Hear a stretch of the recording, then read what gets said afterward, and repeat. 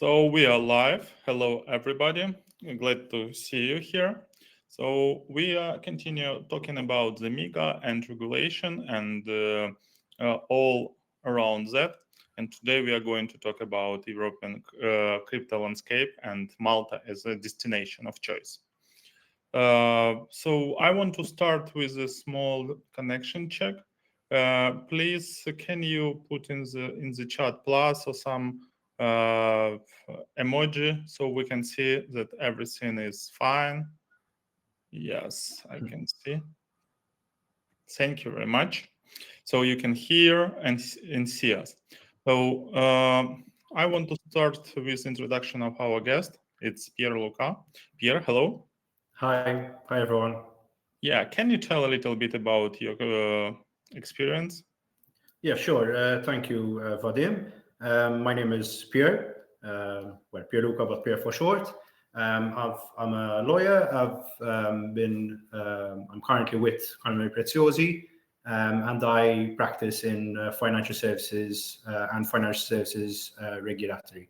Camilleri Preziosi is one of the largest and most prominent law firms in Malta, and why we do offer the bulk of legal services that you would typically expect from a law firm.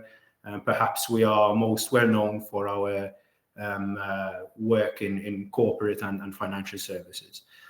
And this is a topic which I'm very excited to speak about. And we've been seeing a lot of momentum in Malta over the past few years in this space. So I'm really looking forward to today's session. Okay, thank you. And from myself, my name is Vadym Rozov. I'm CEO of Simplify Labs. We are providing software to centralized exchanges, and our solution is MiCA and DORA compliant. So we are talking a lot about this topic, and we have really close friends of us, Kyrex, who is located and working from Malta. So we are also understand the challenges and beneficiary of doing the business on Malta.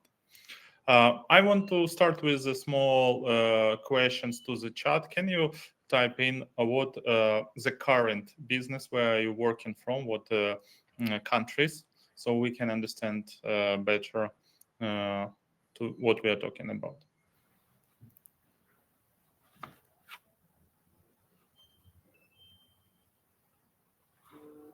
Malta and the UK. I believe majority will be from Malta, but let's check. Great, Malta.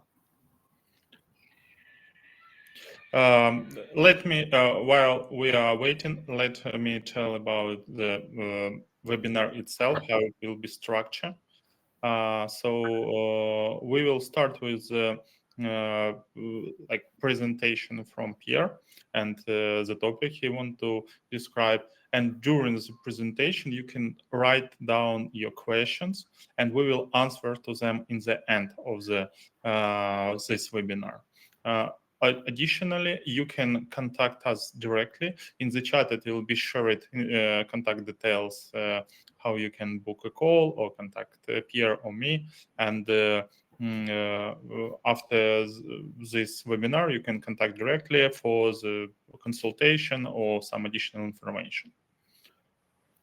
So Malta, Portugal, Berlin, Germany. Great. About today's agenda. So we will talk about the crypto landscape and benefits obtaining MiCA in Malta. But I want to start with Pierre to just discuss the current situation, because yesterday I checked the amount of currently issued licenses, and this is at this moment it's only 49, not even 50. It's already half of year passed, and regarding the amount of WASP registered in Europe, it's about 4,000. It's teeny amount of CASP issued. What challenges do you see, and what do you think about this situation? Will it be so slow in the future, or it's just beginning of the process and you see that it speed up somehow? No, I would tend to say we're still at the beginning of the process. But I mean, as everyone's aware, MiCA has been in effect for only a few months. That being said, we are seeing momentum across Europe, especially in particular jurisdictions, I would say, which have created an infrastructure and an ecosystem that would be welcoming and that would encourage players to obtain a license in their jurisdiction. And this is precisely where today's discussion will go. That we cannot just speak about the situation today, which in Malta has been, as I said, gaining momentum, and a number of, I would call, household names have obtained a MiCA license already here in Malta. And there's also across the EU, but Malta has been really gaining momentum in this space. But at least in Malta's case, the preparatory work that we have done as a country, so a bit of a historical look back as well, explains a lot in terms of how we are, or the situation in which we are today, and also our preparedness for the challenges of tomorrow, so to speak. Yeah, and I see that the last issued license was for crypto.com on Malta, I mean, in January. So it was like really fast start. And then it on hold or on pause, I don't know. Do you have some information regarding this? Yes, I mean, it's something which I will delve into, especially on the part two. But we felt as a jurisdiction, and it's not just a feeling, it is a fact, that the preparatory work that we have done, and especially I've noticed that some of our participants are from the MFSA, by enacting legislation as far back in 2018 and being one of the first movers in doing so, that manifested itself, I would say, in us being prepared from the outset, and that is shown by the fact that a number of licenses were issued at a very early stage. I mean, the process is the momentum is still there, and we see it both in external and also internally in terms of the work that we are doing and the inquiries that we are doing. There is still that interest and that eagerness to pursue and obtain such a license. However, yes, as probably time goes by, certain elements of the licensing process and also clarifications in terms of the meaning as well of certain matters in the law are borne out. And I think it's only natural, that there might be a bit of I wouldn't just say a Malta, but a period where everyone kind of stops, I wouldn't say stops, or slows down to catch their breath just to see clarification on certain things from ESMA, for example, before obviously pursuing and ramping things up, so to speak. I want to just clarify that in Malta, at least you have additional year to receive this license. But for example, for Italy, it's a really strange situation at this moment, because a friend of mine had the VASP in Italy, and it's already no grandfathering period. It's ended in Italy in June, but zero license issued in Italy, so nobody can operate legally in Italy. At least they have a CASP in other jurisdiction. Correct. And one thing I'm looking forward to going into as well is obviously the current requirements from a Maltese perspective, and when we lay them out, so to speak, on the table, you will see that while they adhere to all the required standards on the MiCA, they do a lot are more beneficial to other jurisdictions which also offer a MiCA license. So that is something which will also very clearly show why Malta is such a sought after jurisdiction for a MiCA license. I believe we can move forward to the agenda, to your first slide. Stage is yours here. Yes, thank you. So, I mean, this is something, as I've already touched upon. Malta did have a first mover advantage, and does today have a first mover advantage in the European crypto landscape. And the reason for that is that was really the first jurisdiction in 2018 to adopt a piece of legislation which nowadays bears many similarities to what we see already in MiCA. In fact, you could say that it almost adopted a higher standard in respect of certain requirements as well. And this, as I explained before, shows why Malta was so well prepared when it came to implementing MiCA, and also the regulator, was in a position to hit the ground running, so to speak. So the VFA, Virtual Financial Assets Act, being enacted in 2018 locally, really gave Malta as a jurisdiction a 7-year head start, and eventually, as I said, allowed for a smooth transition. What was interesting at the time is, and really showed how we were one of the first movers. There was no really clear benchmark as to which we could really anchor ourselves in coming up with this piece of legislation. What is interesting is that we really molded it and took bits and pieces, you could say, from different parts of financial legislation locally. But it did implement a lot of the governance, competence standards, and independent standards that we do so in MiCA today. And I mean, this is also the benefit of obtaining a MiCA license anyway for any player. The whole benefit of being licensed is to create accountability, credibility, and also sustainability from a financial perspective. And this is what Malta sought to do way back in 2018, and this is what the EU, has tried to do with MiCA. In terms of the regulators, I said a few members here from the local regulator. There's no doubt, and it has been very clear that it also provided them with the necessary understanding and gave them a practical understanding of the sector for the past, you could say, five years. And that is one of the elements which today a lot of applicants will be pleased to see the level of understanding and knowledge that the local regulator here has of the sector. In terms of AML and CFT, the standard was already high back in 2018. In fact, the EU's fifth anti-money laundering directive came into effect more or less at the same time, and it, in many instances, the VFA Act adopted an even higher standard than that directive. So at this point, one could ask the question, and it would be a very valid question, how does the VFA Act intertwine with MiCA, right? This slide is about obtaining a MiCA license. Malta is offering a MiCA license, as are other jurisdictions, but it was previously issuing a VFA license. So what we have done as a jurisdiction is we've created a grandfathering period where from the end of December 2024 till summer of 2026, those entities which hold a VFA license will be able to convert that into a MiCA license.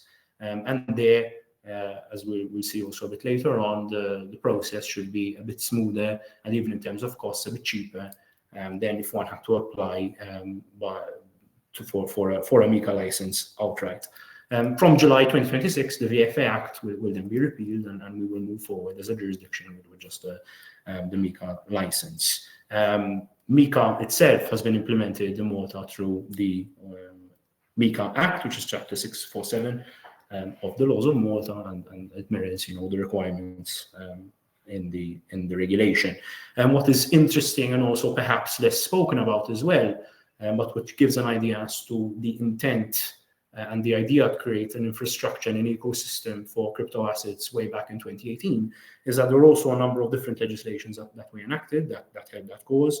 There was the Innovative Technology Agreements and Services Act and the Malta Digital Innovation Authority Act, which again regulates or still does the technology certification activities around software solution providers. So that just shows, the intent and the idea as far back as 7 years ago, from what it create an infrastructure and an ecosystem on which crypto assets issuers or service providers could not only be licensed but also thrive. So that is really a look back, a historical look back as to the situation. And now we're going to delve into the current situation today, which has been molded by these historical legislative developments.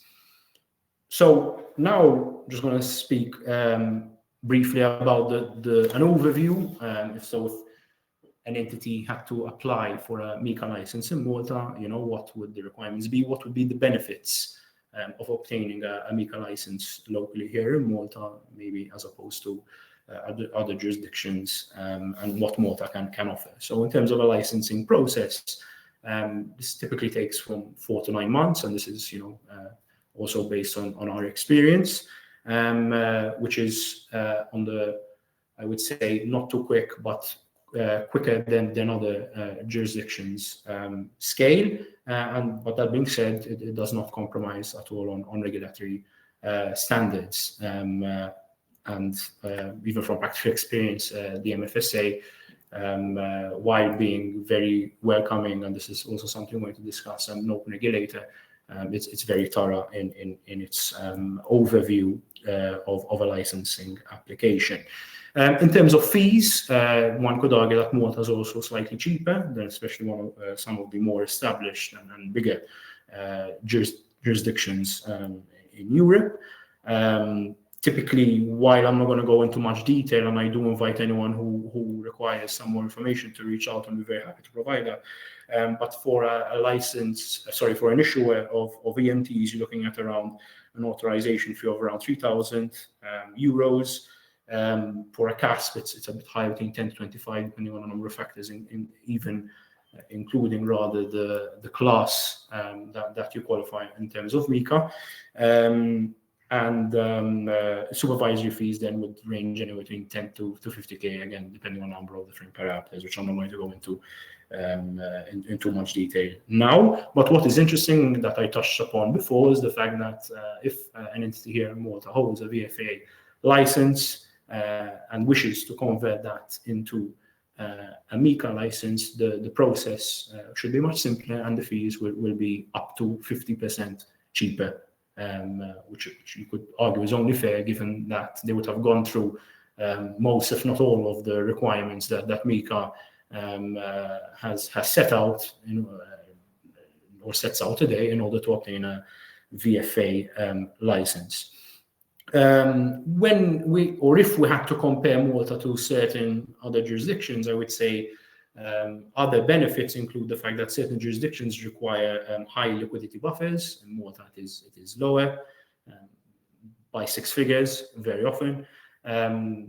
Language requirements: Malta is English is an official language in Malta, and what we have seen as well is that certain other jurisdictions in Europe actually require certain documentation to be translated into the local language, whereas here we can move forward in English. There's a lot of reliance in certain jurisdictions as well on traditional banking when it comes to issuing and redeeming tokens. Malta, there's also the option of payment service providers and financial institutions that one could avail themselves of, and the length of the licensing process, which I feel is just right. It's not too short, but it is slightly shorter and quicker than other jurisdictions. The benefits, obviously, of obtaining a MiCA license in Malta, but that is the benefit that you will obtain wherever you obtain your license in Europe, is that you can passport that to other jurisdictions without having to obtain a license in another jurisdiction. But that is true if you apply for a MiCA license here or, say, in Germany. But one thing that I would like to emphasize, and I have seen actually clients express, is the attitude of the regulator. This could also be down to the size of the country, in that Malta is a small country. A lot of people know each other well, and collaboration happens quite quickly. We're a close-knit system and highly nimble. But that, however, does not reflect fully the fact that the MFSA, and that there are other factors which lead it to be so.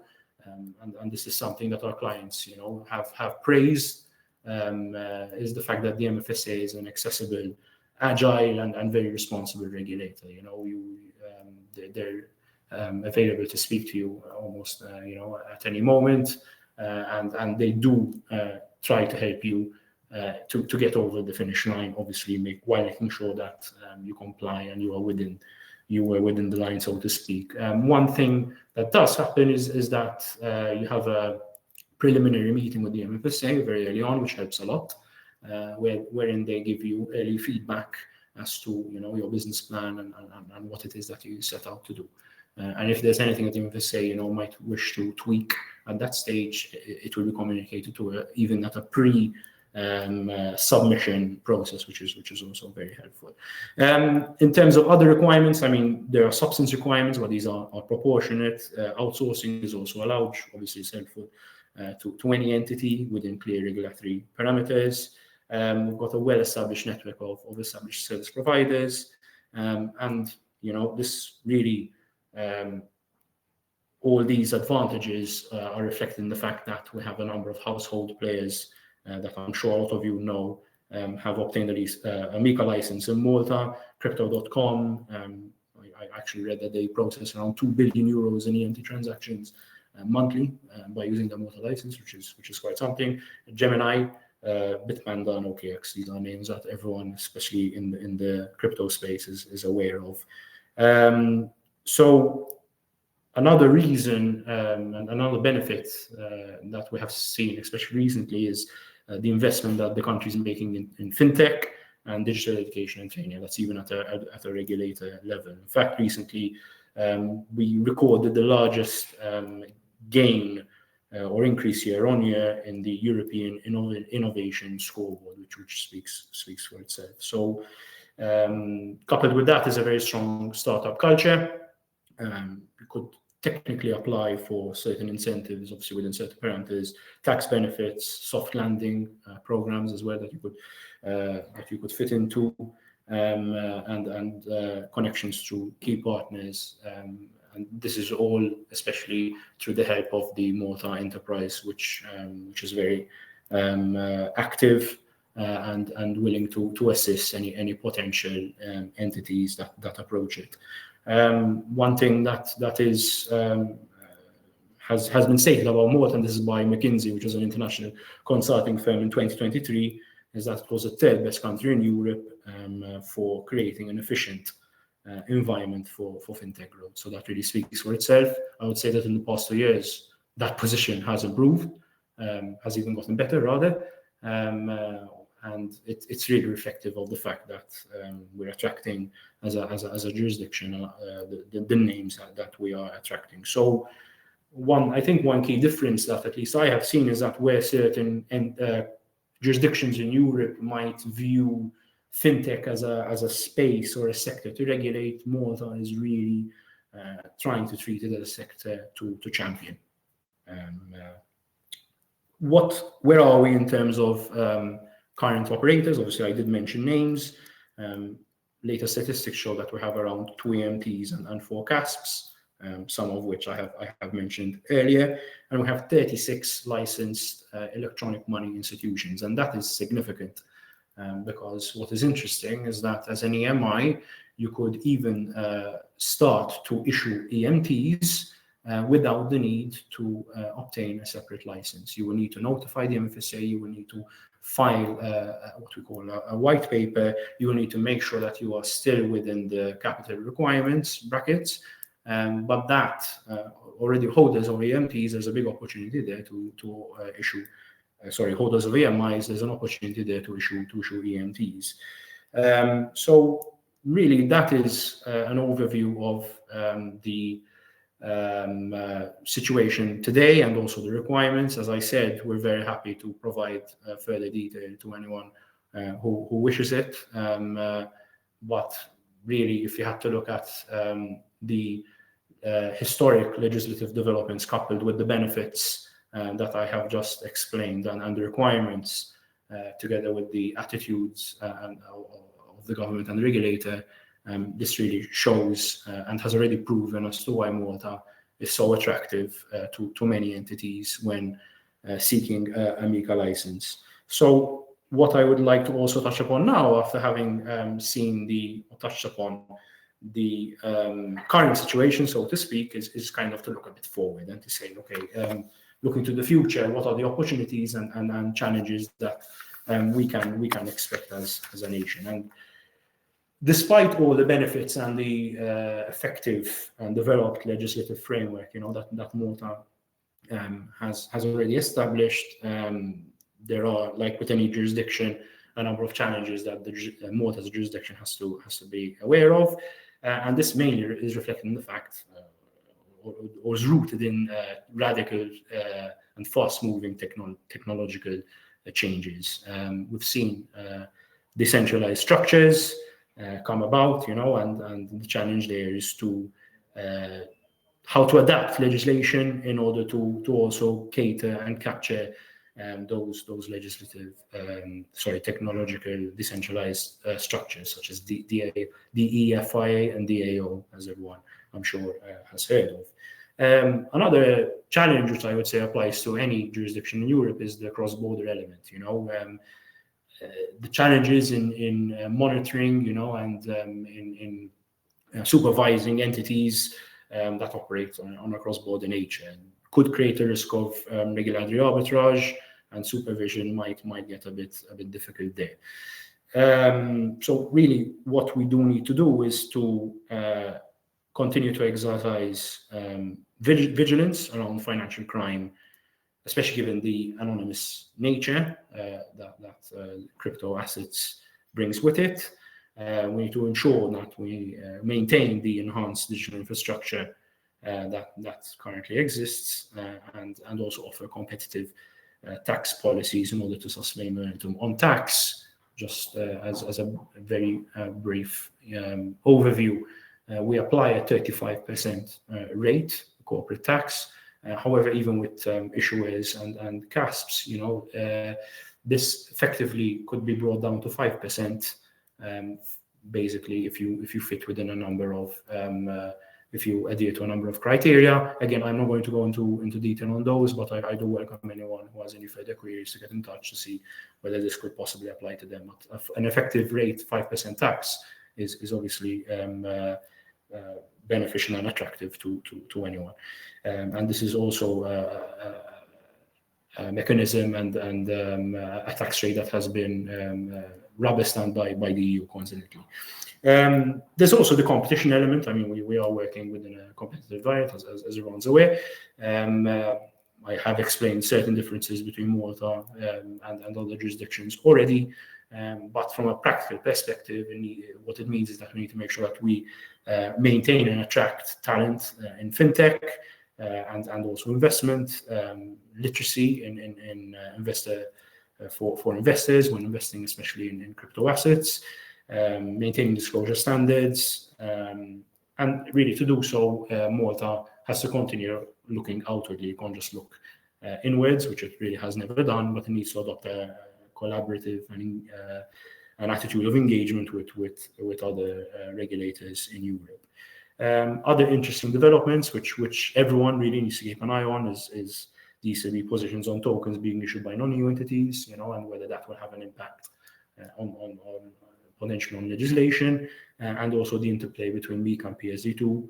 Something to keep an eye on. I'm going to go into detail for the purpose of this presentation, but I know a lot of people are keeping a sharp eye on those developments. So really, and I'm happy to see that I really managed to do this in 30 minutes. As a conclusion, how are we seeing Malta in terms of how far we've come and how we how the situation is today? I mean, before, if you recall, I remember saying that sometimes what we are seeing is that while other jurisdictions are treating fintech as a sector to regulate, we see it as a sector that we would like to champion, and perhaps probably to be a bit more bullish, especially if Malta can manage to address the challenges that I have just mentioned.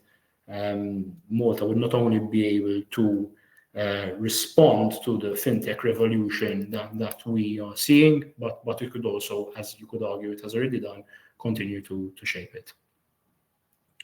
Thank you, Pierre.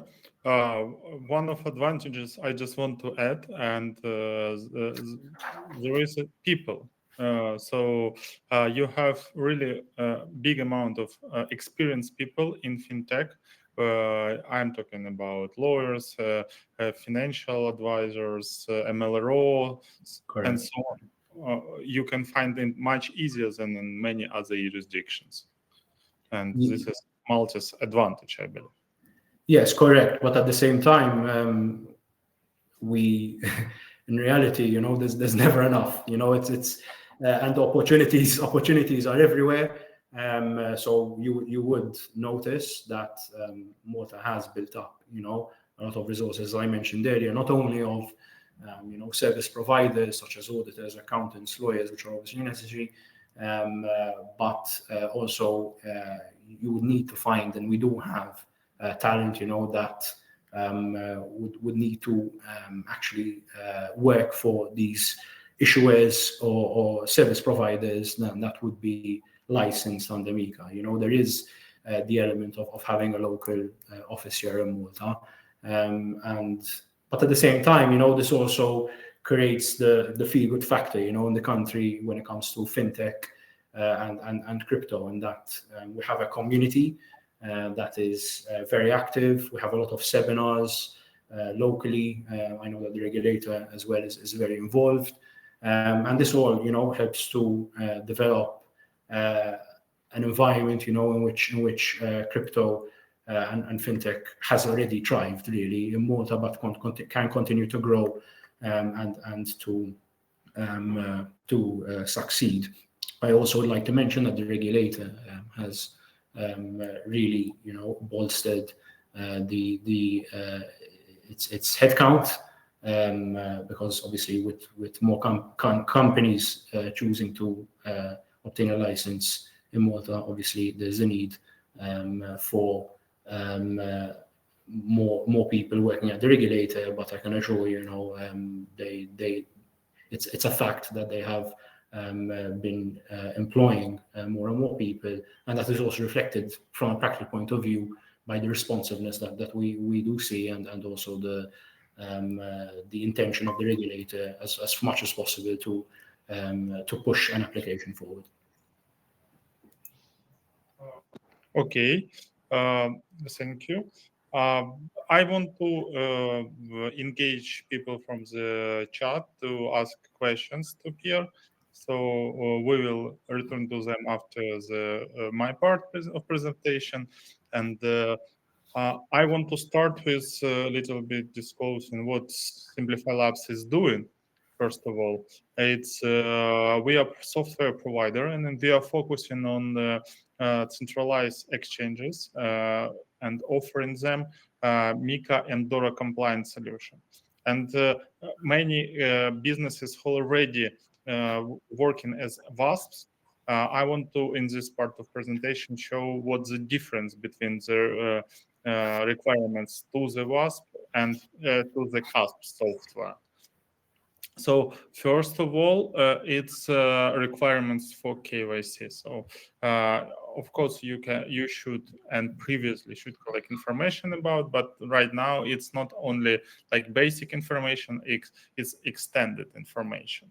And after that, every customer provided information about source of funds and other information. It will be assigned a personal threshold to each customer. It will be based on a risk scoring policy, which you should have in place. And based on this information, you can assign personal threshold. And in case, for example, it's a low risk customer with a proven source of wealth, it will be higher. But you can't, for example, make like two steps this threshold, for example, low and high. It should be personal based on information provided previously. Another important it's travel rule and transaction monitoring system. So each transaction should be monitored, and user should provide information who sent, who is the sender, and who is the receiver. Previously, it wasn't in place, and this information wasn't mandatory. But right now, it's become more closer as a bank system, so every transaction should be monitored, and information should be stored in case in the future action of the customers will be some under investigation. You should provide the regulator this information, and it should be stored in your system. And really important, of course, AML policies, KYT. So you should track every transaction. Is it high risk transaction or severe transaction? And you should monitor every action of your customers. We have prepared in Simplify Labs the checklist. Is your software ready for the MiCA? Can you apply? And if you would like to, you can book a meeting with me, and I will share this checklist and answer your questions. So this is a Q&A session. I believe, let me check. We don't have specific questions right now, but Pierre, I want to ask you, can you provide the shortcut how to open company and receive MiCA in Malta? So what should you do first, and what's the steps during this way? No, the first step would be to apply. So as you're we're reflecting any other jurisdiction, the steps that one would need to follow to incorporate a company and then to eventually obtain a license under MiCA are two separate steps. In fact, there are two, like most jurisdictions, different regulatory authorities that one would need to engage with. The first really is to incorporate a company in Malta, and that would be done by contacting and getting in touch to the Malta business or with the Malta Business Registry, typically through an advisor, a lawyer, a company service provider, and there another advantage, again, as part of the ecosystem that Malta has created. It would be pointless to create an ecosystem which is very welcoming in terms of obtaining a MiCA license if then there would be a lot of red tape and bureaucracy when it comes to incorporating a company. So really the first step, as I said, is to get in contact through your advisors to the Malta Business Registry. The Malta Business Registry also has a very, I would say, impressive timeline which it applies when it comes to opening companies in very specific circumstances, and where all the stars align. We have actually even seen companies being incorporated in Malta within 24 hours. But obviously that is in scenarios where everything will be in place and set in stone probably from before. I just want to add that from my experience, it was 3 days. So that's still very good. That's still very good. So there, what you would typically need, as I'm sure most people are aware, and it's the same really around Europe, around the world, you would need a company registration number. You need to draw up memorandums and articles of association, and the MBR will assist with that. You need minimum capital for the company that you are incorporating. Once that is done, the next step would be, and again, if anyone has further questions or would require further detail on that step, we'll be very happy to provide further detail. But once the company and then has been incorporated, which basically means you get a certificate from the MBR and your M&As will be filed. That would also, as with any other company and jurisdiction, require you to file accounts and returns with the MBR. But once that has been done and directors, the shareholders of the company have been determined and the directors have also been appointed, the company will be incorporated, and then from there you move on to the licensing process. Again, one thing that we do see, and I think it's one of the greatest benefits of the country, is the dialogue between one regulator and the other. the MFSA would be aware when a company here would be setting up that eventually would need to obtain a MiCA license, or to be almost anticipating, that application.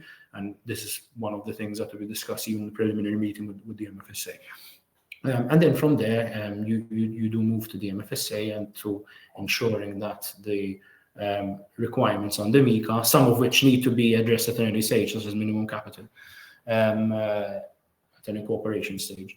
Then the more specific requirements in terms of MiCA, AML, in terms of compliance, that's when those come into play, and the MFSA will need to ensure that all those are in place. I'm just scratching the surface here, in order for the company then to be provided a license. But again, typically, if you have a company that is very clear as to what it wants, is very clear as to what business model it wants to pursue, and has already identified service providers, individuals who act as directors, all these things have been already, in place before they almost set foot on the island. I mean, typically, you could say that at the very minimum, within 4 months, they should be up and running, and also a license, which is obviously very, very good. As I understand, after establishing the company, you should hire all required people. So it takes time create policies. It takes time. Correct. And so this is the detail, Vadym, that obviously you can go, but you need an MLRO, compliance officer. You should have a local office. So exactly. So these are again the details that the MFSA will make very clear to you, based on the trajectory that you would like to take. Obviously in line with MiCA, so it's there for all to see. And those will be, which is why it's important also, that if an entity comes to or intends to come to Malta, if it starts to do its homework from before and identify who could potentially fill these roles, which are clearly specified as well on the MiCA, that should also speed up the process potentially. Mm-hmm. But I just want so Hemant asked how much is the minimum capital. So this is, I believe you can answer this. Yes, no, I can answer it very, very quickly. So again, there you apply the classes in terms of MiCA. There's a class 1, the class 2, the class 3.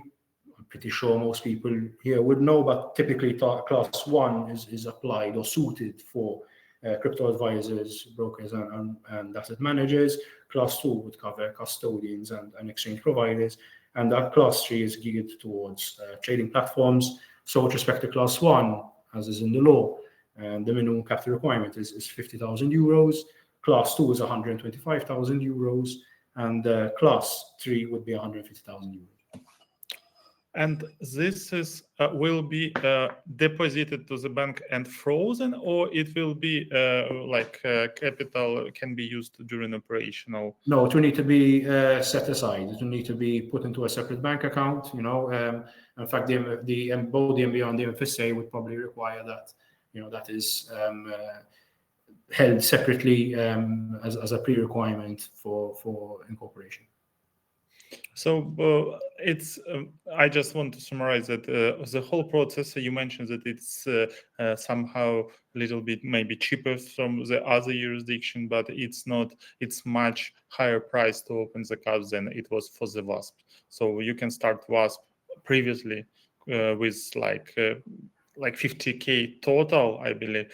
And for the MiCA, you need like monthly expenses for at least 3-4 people, the salaries, some initial capital, and software expenses. So we are talking about big numbers, like to burn of 40-50K per month, I believe, to operate with CASP and be compliant.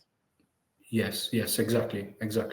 I am seeing a question by Herman Chapar, and yes, that is precisely what I meant. So here we're talking in the context of the MiCA license, right? So there are then minimum capital requirements or minimum share capital, what we call, that will need to be in place in order to incorporate the company. But then what we're talking about here, and hence the different classes and the different amounts would apply at a licensing stage, just to clarify that point. Okay, this is all from my side. I believe it was really interesting conversation, both of us. Thank you for your time. And everybody, you can contact us through LinkedIn or email anytime and ask a question or personal conversation with us. Thank you, everybody. Thank you. It was a pleasure. Feel free to reach out if you require further detail, and we look forward to discussing this topic and any topics MiCA related in the future. Yeah. Have a good day, everyone. Thank you. Thank you. Bye-bye.